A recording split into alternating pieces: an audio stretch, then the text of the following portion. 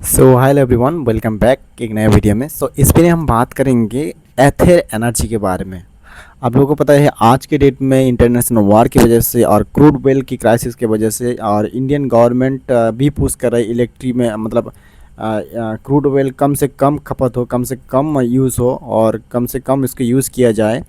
Diesel petrol ये सब का, इन सब जो भी व्हीकल चलता है तो अभी मतलब क्रूड ऑयल से चलने वाला डीजल पेट्रोल जो भी चलता है उससे अल्टरनेटिव सोर्स ऑफ अभी एनर्जी है electric vehicle.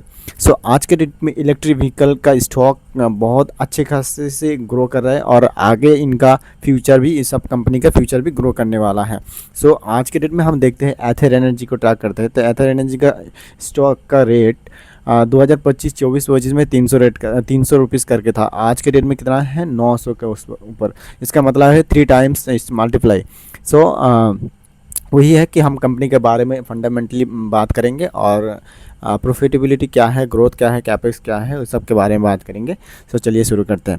Again before starting this video, this disclaimer, this video only for education purpose, not buy sell recommendation. Ather Energy शुरू हुआ था 2013 से, ठीक है। इसका फंडामेंटली 2013 से एज पर अभी एथर एनर्जी कितना बड़ा है? एथर एनर्जी का market cap as of now 33,848 crore, यानी ऑलमोस्ट 34,000 करोड़ का कंपनी है। और इनका स्टॉक का प्राइस है अभी करीब 900 के आसपास। ये कंपनी इनकॉर्पोरेट हुआ था 2013 में एथर एनर्जी करके, ठीक है। और ये कंपनी बेसिकली 2 व्हीलर सेगमेंट में काम करता है, यानी इलेक्ट्रिक स्कूटर बाइक में काम करता है, ठीक है। और इनका असेंबली काम है, इन हाउस काम है, मतलब खुद ही अपने एक बाहर से कोई हेल्प नहीं लेता है, अपना मतलब इन हाउस काम बनाता है, ठीक है। ये है एक पार्ट। उसके बाद इनका हेडक्वार्टर बेंगलुरु में है। अभी इलेक्ट्रिक सेगमेंट में 2 व्हीलर में काम कर रहा है और इनका इंफ्रास्ट्रक्चर है, सॉफ्टवेयर है एंड एसेसरी है, ठीक है। और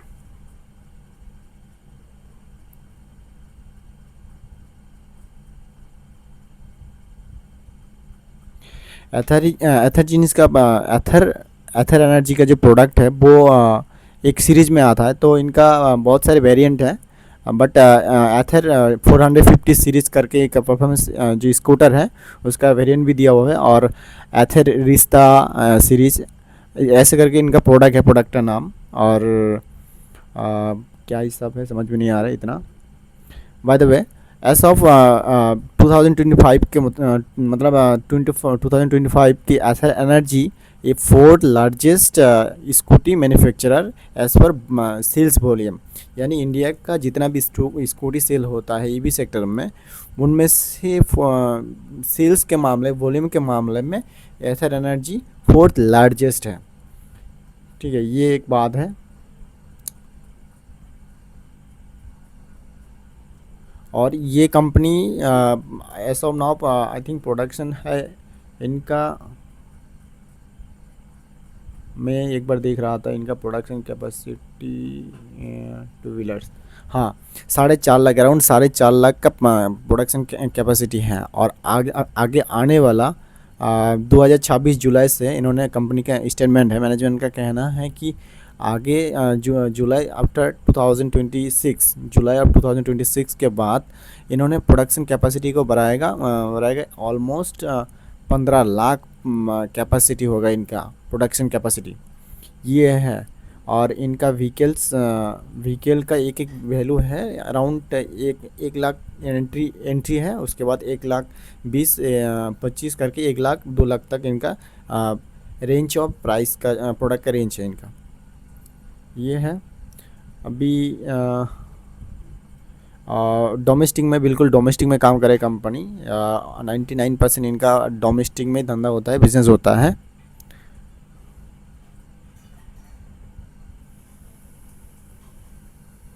ये हो गया। अभी बात करते हैं कंपनी का प्रॉफिटेबिलिटी के बारे में और ग्रोथ क्या है उसके बारे में बात करते हैं, ठीक है। तो बेसिकली कंपनी का जो क्वार्टर ऑन क्वार्टर प्रॉफिटेबिलिटी है, ठीक है, वो है जैसे कि 2025 में मार्च में इन्होंने ग्रो किया था 29%। उसके बाद जून में ग्रो किया 79%, 54%, अगले क्वार्टर में 54%, उसके अगले क्वार्टर में 50%, उसके अगले क्वार्टर में 74%, यानी इस क्वार्टर Q4 FY26 मार्च के क्वार्टर में तो 74% से ग्रो किया। So it's almost growing rapidly. But देखा जाए इनका प्रॉफिटेबिलिटी, तो प्रॉफिटेबिलिटी में नेट प्रॉफिट में यहाँ पे अभी इस क्वार्टर में -100 करोड़ है। क्यों? क्योंकि कंपनी अभी as of now material cost इनका ज़्यादा आ रहा है और एम्प्लॉय कॉस्ट में दिखा रहा है वहाँ पे भी ज़्यादा है, और कंपनी कैपेक्स भी कर रहा है क्योंकि प्रोडक्शन कैपेसिटी में बहुत कैपेक्स किया। मैंने पहले बताया कि इन्होंने 15 लाख यूनिट, 4 लाख से 4.5 लाख से लेके 15 लाख यूनिट कैपेसिटी बना रहे हैं। प्रोडक्शन कैपेसिटी एक बार में 15.5 लाख कैपेसिटी बना पाएगा ऐसा करके। तो ये कंपनी का फंडामेंटली है, ग्रो कर रहा है कंपनी एज ऑफ नाउ, और इनका EPS माइनस है तो इनका PB माइनस आएगा, ठीक है, ये है। और कंपाउंडिंग सेल्स ग्रोथ के हम देखें एज पर स्क्रीनर जो भी है 5 साल का इनका जो सेल्स ग्रोथ है वो 115%, और 3 साल का 27%, और मतलब 12 मंथ में इनका जो है वो है 63%। रिटर्न ऑन इक्विटी माइनस है। और बात करते हैं अभी इन्वेस्टर के मामले में, तो कंपनी का 40% प्रोमोटर होल्ड करता है, और उसके बाद हीरो मोटर कॉर्प लिमिटेड करके कंपनी, जो हीरो मोटर कॉर्पोरेशन, वो कंपनी 30% इनका इन्वेस्टर है, 30% इन्वेस्ट कर चुका है इनका कंपनी में। तो ये कुल मिला के कंपनी का जो as of now Ather Energy का जो वैल्यू है वो हम इसके बारे में जानने को मिला। आगे कंपनी कैसे ग्रो करेगा उस हम ट्रैक करेंगे तो कंपनी का पता चलेगा। So this is all information about Ather Energy. और कंपनी डेट फ्री है ऑलमोस्ट 0.26%, 26 टाइम्स इनका डेप्थ है। So this is all information about Ather Energy. आगे हम कंपनी को देखेंगे कैसे ग्रो करता है, क्योंकि बेसिकली ये कंपनी दो टू व्हीलर सेगमेंट में काम करते हैं, प्योर टू व्हीलर सेगमेंट में काम करता है। आगे जाकर कंपनी हो सकता है कि मल्टीपल प्रोडक्ट लाए और ग्रो करे, सेगमेंट बढ़ाए, इनका प्रोडक्ट का पोर्टफोलियो बढ़ाए। So this is information all about of Ather Energy. बहुत ब्राइट है फ्यूचर, क्योंकि दुनिया EV की तरह शिफ्ट हो रहा है।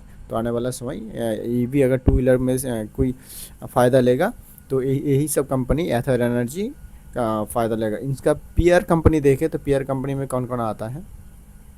पीयर कंपनी में आता है बजाज ऑटो, आचार मोटर, इसके बाद ओला आता है, हीरो मोटर कॉर्पोरेशन, ये सब कंपनी आता है।